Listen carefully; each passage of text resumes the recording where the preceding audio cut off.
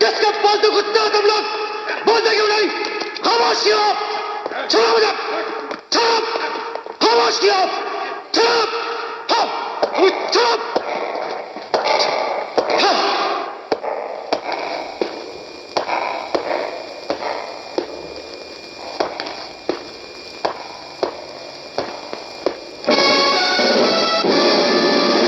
हर आने वाले तूफान से पहले एक जानलेवा खामोशी छा जाती है। हम गलत अल्फाज पसंद नहीं करते।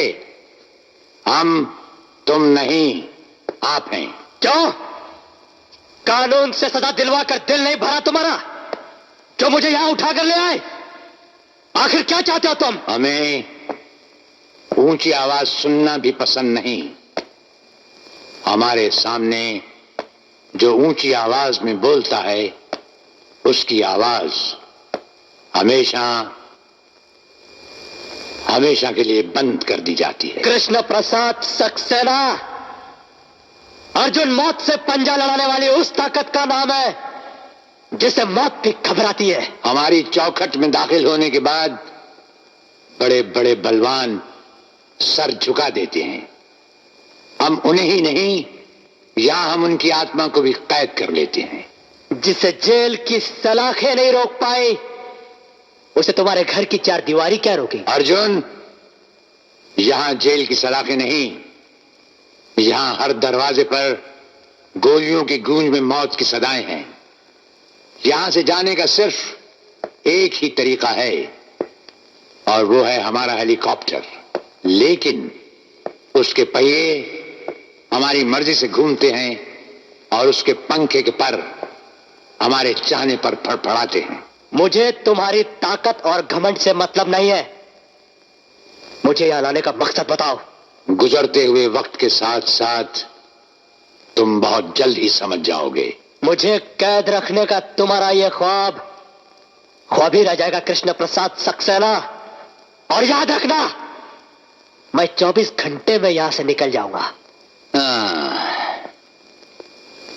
24 घंटे नहीं, हम तुम्हें 48 घंटे की मोहलत देते हैं।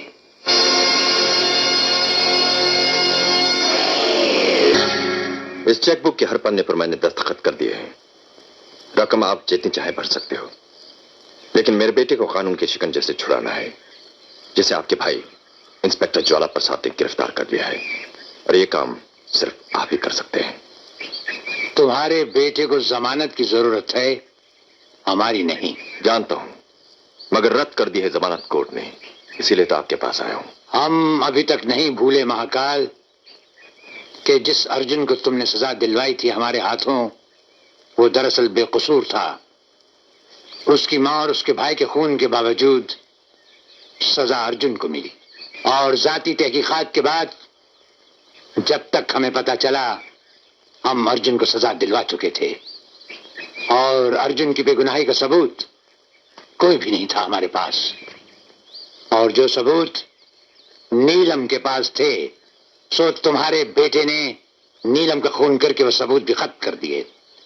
और अब महाकाल, तुम्हारे बेटे को कानून के लंबे और चौड़े हाथ वो जहां कहीं भी होगा, जैसे भी होगा, खींच लाएंगे।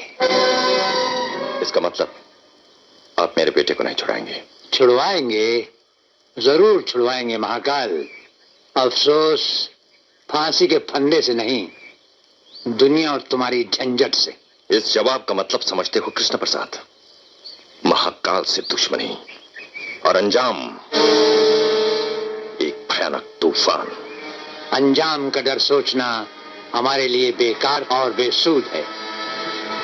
रही बात तूफान की महाकाल, तो किश्ती और बादबान तो क्या, हम तो वो भंवर हैं जिसमें समुंदर के समंदर डूब जाते हैं। कृष्ण प्रसाद, सारा बंबई शहर इस बात का भी गवाह है कि महाकाल जो सोचता है वो कर दिखाता है। अगर आप मेरे बेटे का केस नहीं लड़ेंगे तो आप उसके खिलाफ भी नहीं लड़ेंगे। और अगर आपने ऐसी गलती की तो उसका अंजाम सिर्फ मौत का तांडव होगा। याद रखो कृष्ण प्रसाद, मेरा नाम है महाकाल। काली का पुजारी हूं मैं। लिबास भी काला, धंधा भी काला, और दुश्मनों को जो कफन पहनाता हूं वो भी काला। काले धंधे वाले, ये अपने काले धन की सफेद चेकबुक तो लेता जा। रुको, एक बात हमारी भी सुनते जाओ काली के पुजारी। छिपकली के बच्चे कभी मगरमच्छ नहीं बन सकते। वो दीवार पर रेंगते रेंगते ही मर जाते हैं। कृष्ण प्रसाद को दुनिया एक कानूनी पंजा कहती है, और वो पंजा एक शेर का है जिस पंजे में कानूनी मुजरिम आकर कुचला जाता है।